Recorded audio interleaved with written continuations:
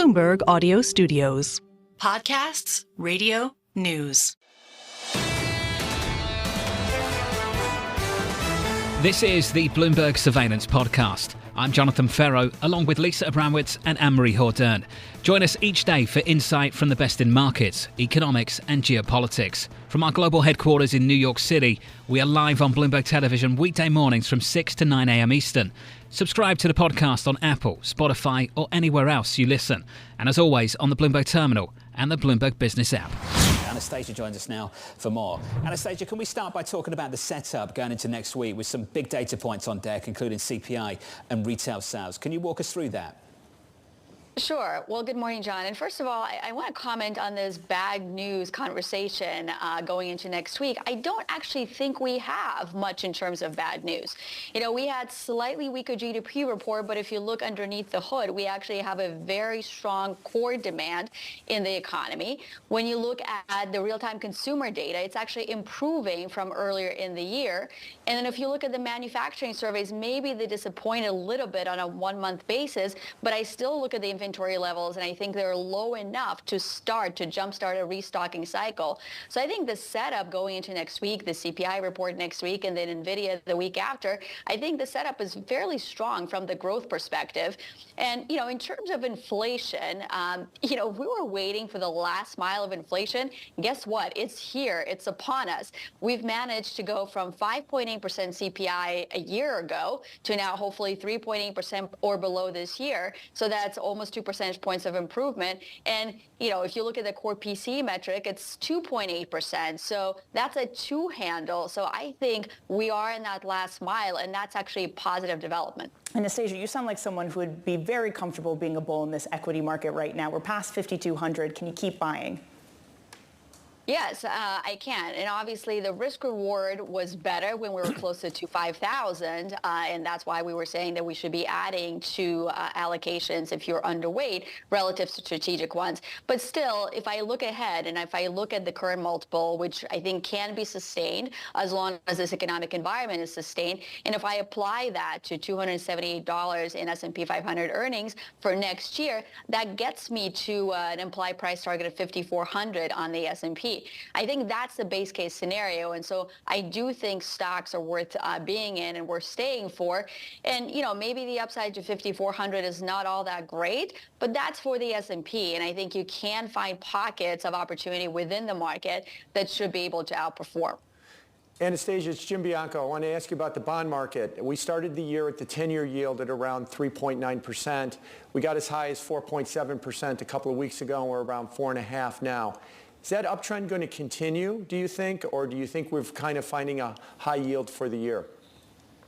Yeah, I think, thanks for the question, Jim. And I think for now, we have sufficiently priced in the new reality, which is growth that is remaining pretty robust, which is inflation expectations that have picked up. And of course, the central bank policy, which apparently may not have much in terms of rate cuts this year. So I think, Jim, that move to 4.7, that sufficiently reflected that. And when we look at the implied fair value on a 10-year based on some of the models out there relative to where the 10-year is today, it is trading above some of those fair value models. So I do actually think that's what gives me more optimism on the equity market, is if the 10-year can pause around these current levels, then that's less drag on valuations for equities.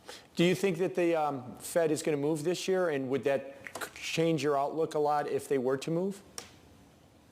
Look, I do think the Fed will likely move once, maybe twice this year. And obviously that has to be later in the year.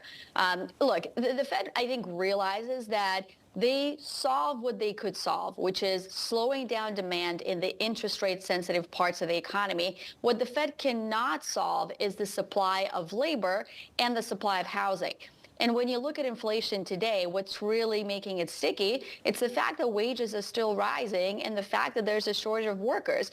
And I'm in Miami this week, and apparently the unemployment rate in Miami is 1.9%. Wow. So talk about a lot of demand and lack of labor. The Fed can't really solve that. The Fed can't also solve the shortage of housing and the underbuilding that we've had in the economy of housing over the last 10 years. They could slow the demand, and they have done that, but they can't quickly turn on the supply spigot.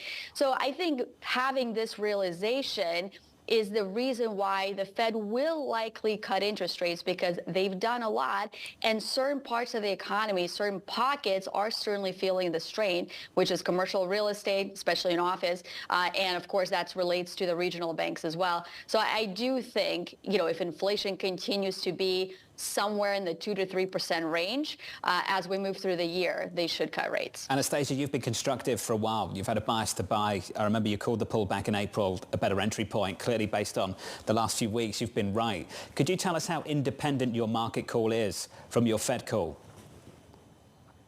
It's fairly independent, Jonathan.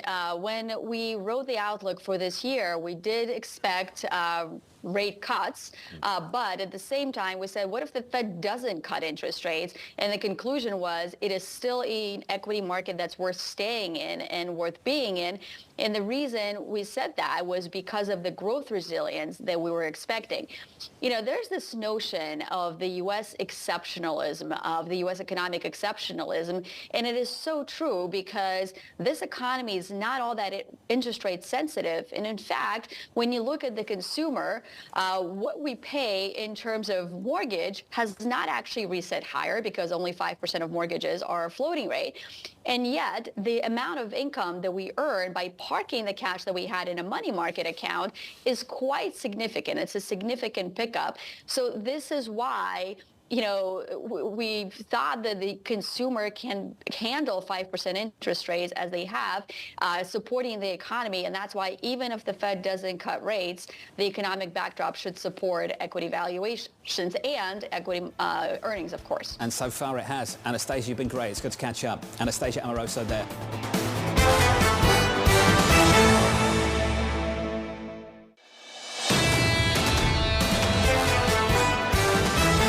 Pleased to say that joining us now is Dutta of Renaissance Macro. Neil, I've been looking forward to this. I was reading a note of yours earlier this week. The labour market rebalancing has been achieved. Can you walk us through just how we've done that?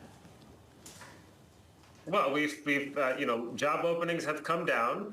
Job openings, remember, are a measure of excess labor demand with very little upward movement in the unemployment rate. Now, the unemployment rate has gone up.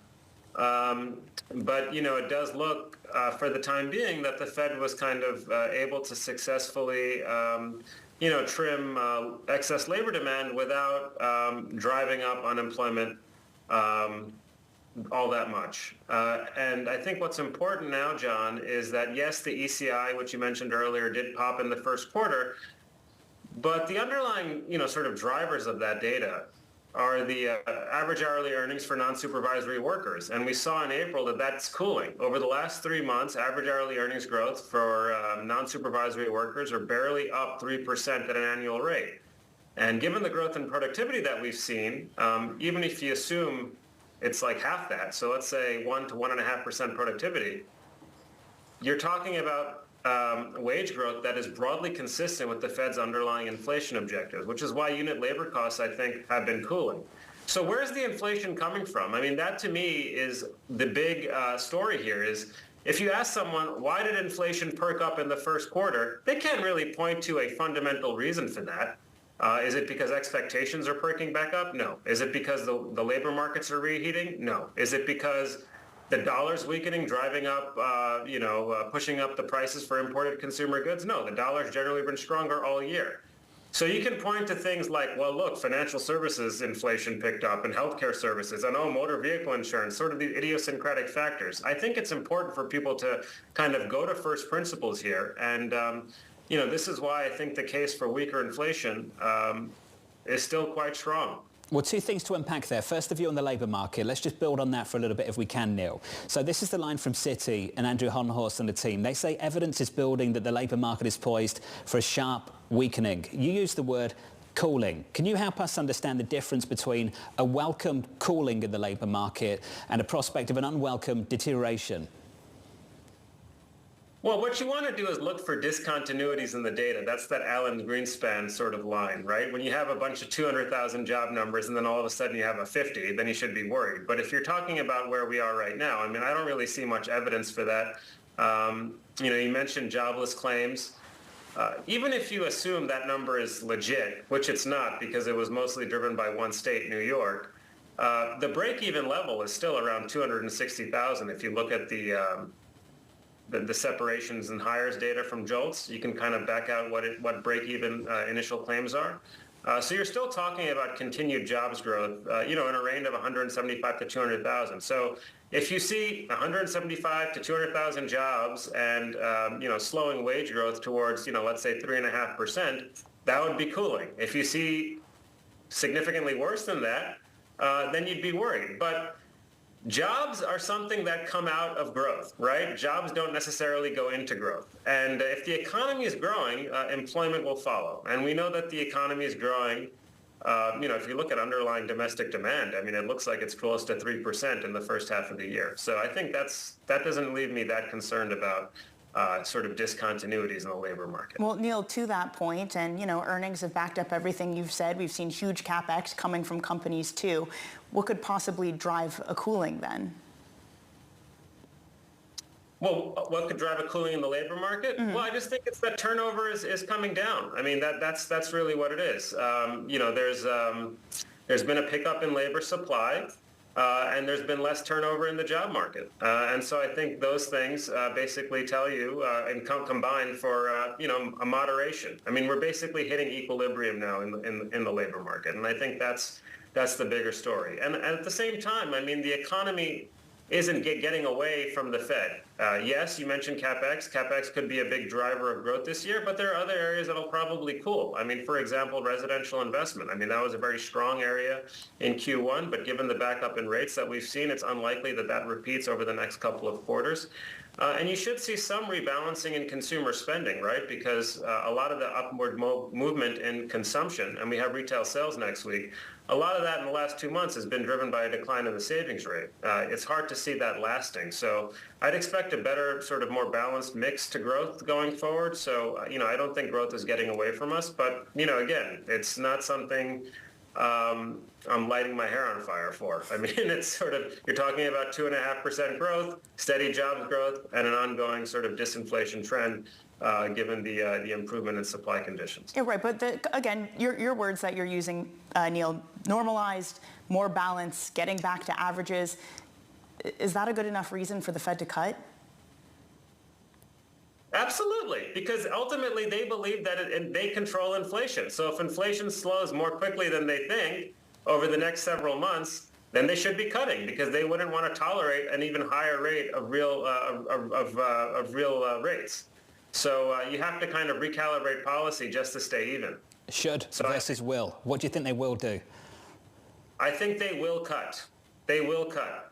At the end of the year, we will still be talking about how much is the economy growing and how many times has the Fed been cutting.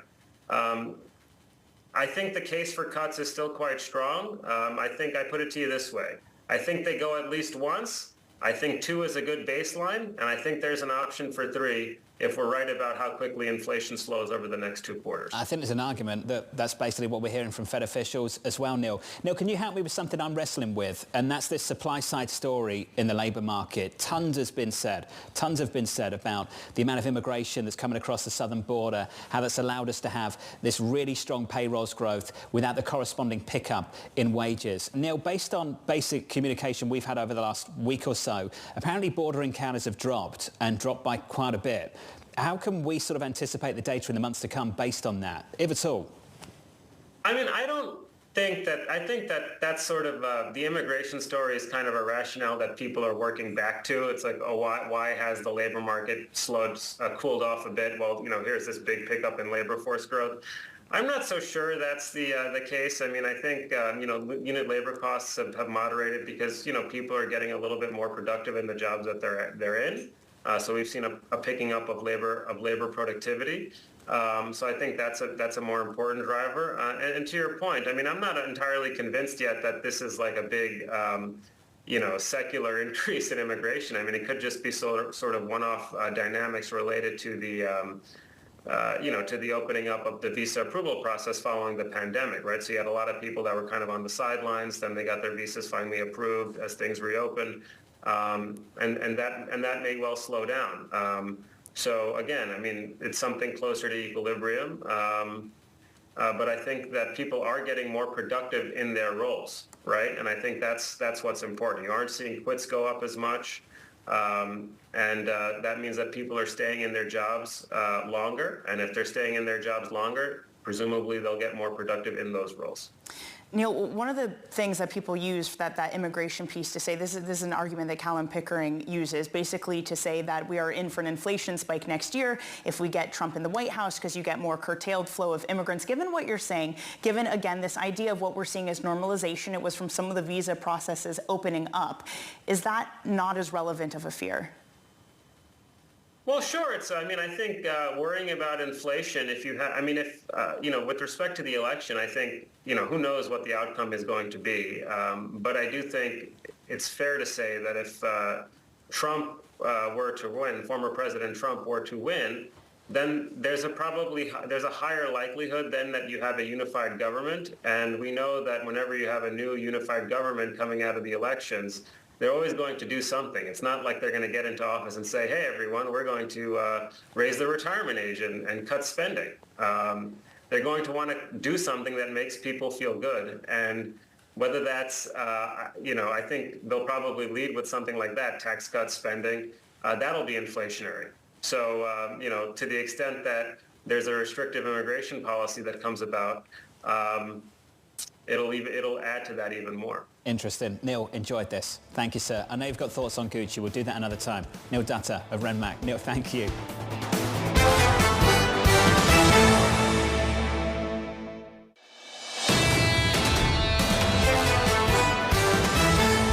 Chen at TD Cowen joins us now for more. Oliver, let's get into that and then we can get to what you love, which is luxury, sir. Don't worry, we will get to that topic in just a moment. Let's look ahead to Home Depot and Walmart. What are you and the team looking for next week?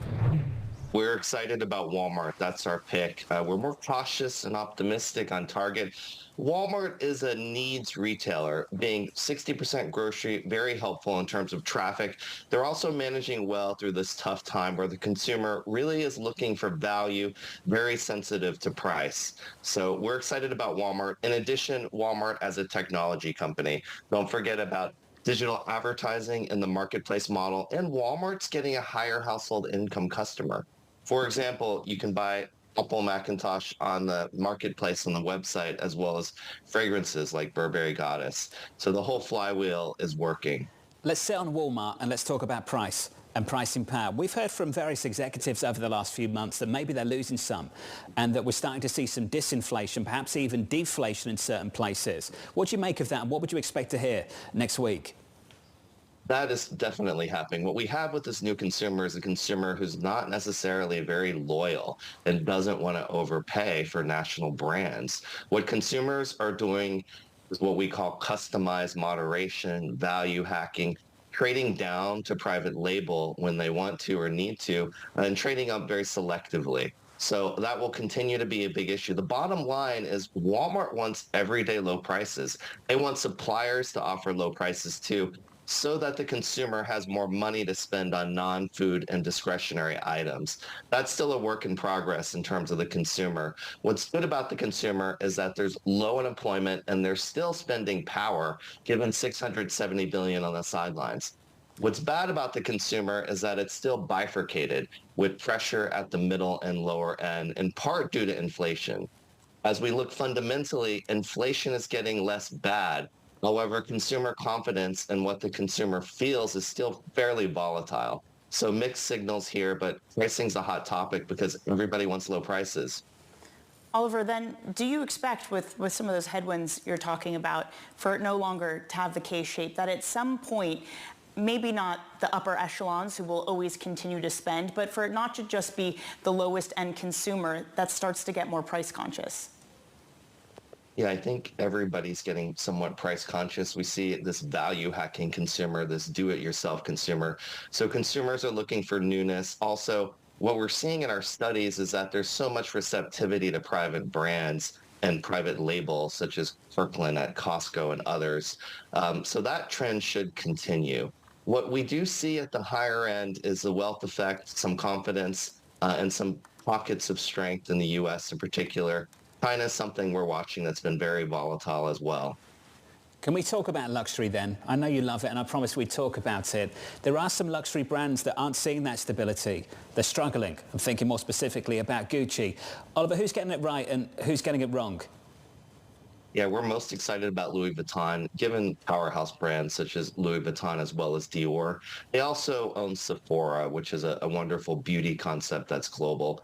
We downgraded the stock, the owner of Gucci. Gucci's a work in progress. They really have to reset this brand. So some of these issues are somewhat specific to the Gucci brand, which needs to return to classic and timelessness. It also needs to be more elevated. So in this process, it's been quite painful, and the numbers have been quite sharp. What's been happening in luxury goods is share shifts as well. So big players like Louis Vuitton offer a full range of more quiet, more loud luxury, all kinds, as well as hard luxury. And that's been working better in terms of their execution. Gucci is something we're watching. I do love the brand personally, but it's going through a lot of change. And part of that will be deleverage or losing some customers as well. Well, whose customers are they trying to attract? Can we talk about that a little bit more? When we talk about the high end, we're talking about the high-end luxury player. We're not necessarily talking about the upper income consumer, because I don't believe the last few years with Gucci has been about the upper income consumer. I think it's been across the board, getting access to aspirational luxury names, Oliver, and I'm trying to work out who the target audience is going to be for that brand. Yeah, it's a bit of a reset, and you're 100% right. What's happened with the Gucci brand, which had very massive growth, is it really broadened the aperture of what luxury means. It was rethinking technology and gender, and very, very exciting. But on the other side of this aspirational customer has been more under pressure. So that's something the whole industry is facing, as well as Gucci, and Gucci has a new designer as well. So in rethinking the brand, luxury is always about elevation. That's a big focus, and then timelessness and taking you back to classic items and hearkening back to a lot of the heritage of Gucci too. Somewhat specific to Gucci, but they're definitely losing share to players like Hermes, like Louis Vuitton, and others which have a real anchor on timelessness as well. Well, with all the attention of the aspirational buyer, Oliver, it's even more remarkable that someone like Sephora, all those beauty brands continue to do well, because you could say, people are going to trade down, go to just a convenience store, a drugstore, get their makeup there. But why is that story so enduring? Is it just, the 13-year-olds on TikTok looking at influencers, then deciding to go to Sephora to buy something? Yeah, it's all happening. I mean, 10-year-olds too with skincare regimes. What I love about beauty is that it's an essential good. It also gets a bit blurred with health and wellness, but lots of abundant innovation in cosmetics, hair care, skincare. As we think about fragrances, our favorite idea is Coty. We also like Ulta, which in many ways is like Home Depot for women in terms of that routine. There's a ton of innovation as well as social media that fuels new processes for cosmetics. Skincare is taking care of yourself and self-care. It's been a very resilient industry because a lot of the habits that were picked up during pandemic really stuck in beauty, and beauty is a profitable growing business globally. We also see... You're going to get us in trouble. Home Depot for women. Do you want to elaborate on that a little bit more? Well, the whole Ulta experience is really comprehensive in terms of mass plus prestige. You definitely find stuff you didn't know you needed, but you also think about replenishment and really investing in your face and body and skin.